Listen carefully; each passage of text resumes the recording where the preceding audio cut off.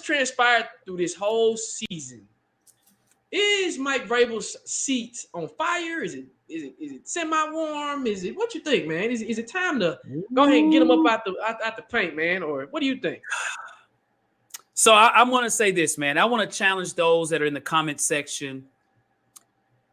Okay, is Mike? Yes, to your point, Jacques. Level 4 being the hottest, 3, 2, 1, 1 being the coldest. Where do you all think Mike Vrabel is on the hot seat? Okay, I'm gonna give you my answer as far as Mike Vrabel. All right, is Mike Vrabel on the hot seat? All right, so there are a few factors that are really making his seat very warm, Jacques. Okay. In the last 16 games, the Tennessee Titans are 3-13, bro. Okay. That's a lot of losses. That's the second most in the NFL over 16 games. The Chicago Bears are tied with them. And I'm trying to think who's number 1. I forgot. I saw that earlier today. The Titans are number 2.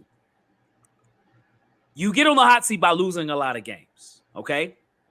This is what I honestly think. I think Mike Vrabel's hot seat is at about a 3, maybe 2.9, okay?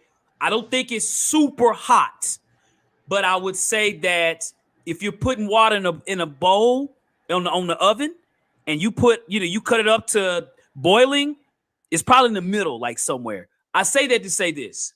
The thing that he has going for him is the many winning seasons he's had here, okay? Secondly, I do think that Rand came here because we don't have talent, okay? So I think he has that as an advantage for himself to say, I don't really have talent on this football team. Now, what hurts him is he was the one that helped to bring this talent here with John Robinson. Now, John Robinson, that's his responsibility.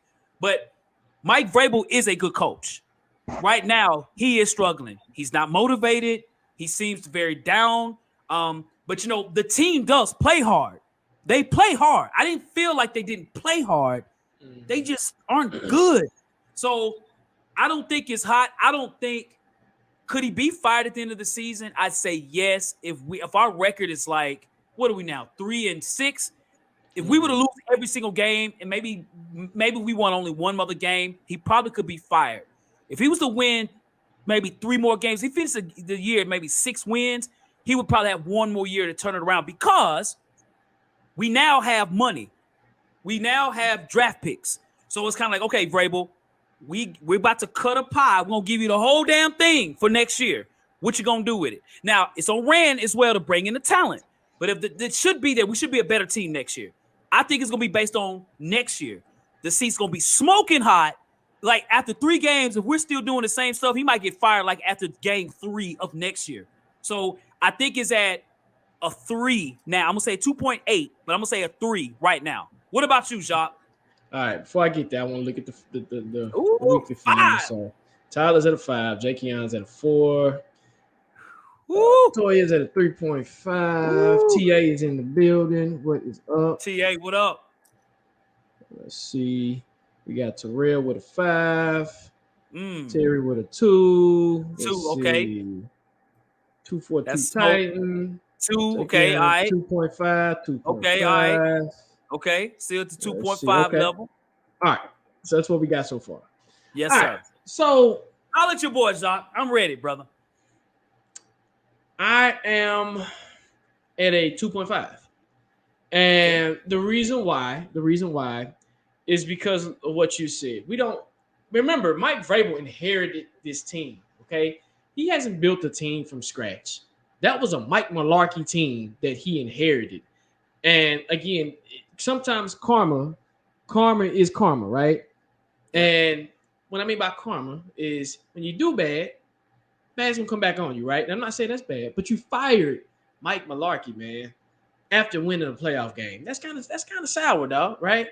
So then you get in there and you get the what's been built. The castle's already built. You already got the pieces. And some of the castle starts to fall apart a little bit, right? Need some remodeling, right? So we ain't been able to remodel how we thought we were going to remodel, okay? So now this thing is almost to the point where it's fell apart, okay? Yep. So now you get an opportunity. You can't use John Robinson as an excuse no more, right? Some of Facts. the funk of John Robinson you can kind of get out of here next year if you wanted to. Yep. Now you got $100 million, and you got draft. I'm not gonna say draft capital, but you got draft picks, and you possibly might have a draft pick next year. Like you said, $100 million and a couple of draft picks. Let's see how you do with that. Now, if you come out and we draft with common sense, right? We draft with common sense. Me and you, we draft. Rossi, TA, all y'all got shows. Y'all draft with common sense. A lot of the Titans faithful draft with common sense. We like, hey, we screaming from the mountaintop. Get him. But the Titans going to do the opposite, right? You like, well, why you draft him, right? That's just like I use the example when we had our draft when Justin Jefferson, that draft, and you were like, we should have drafted Justin Jefferson. I said, that's a genius thing you just said. But we go and draft freaking Isaiah Wilson. Makes no sense at all, right? The common sense thing will tell you to do is draft. Now, Vrabel has a little power, okay? Remember, Amy Adams Trunks fired John Robinson to bring in another GM to collaborate with Mike Vrabel. That tells me you got a little power, my guy, right? So, with that being said, you're at a 2.5 right now. Right now, you don't have the talent. Offensive line stinks. We ain't got no money right now this year until next year. Again, next year, when we come into this season and you still doing the same bull jive, oh yeah, that goes up to a 5. At that point, something ain't clicking. Now you got a young quarterback too. If you ain't building around him, and I think it'll really boil down to Will Levis. If Will Levis doesn't pan out and they do not develop him like they're supposed to, and you have until middle of the season next year, Mike Vrabel gone. Because at that point, Rand Carthon has to figure it out real fast, because if he don't get it together, his job is gone. So they almost like tandem. Like, y'all better figure this thing out fast. And the thing is, I've heard not a lot of people say this, but at one point in time, we were calling Mike Vrabel one of the greatest coaches in Titans history. That's bull job, because at the end of the day, I know a lot of people don't like Jeff Fisher, but he took us to a Super Bowl, right? That's like the Ryan Tannehill and Stephen Nair debate. We got to a Super Bowl with those people.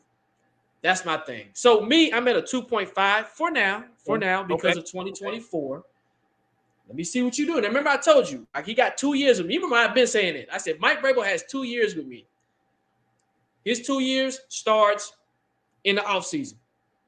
It starts right. If we're not picking, we're not drafting right, we don't bring in the right players, at that point, it bumps down to a year.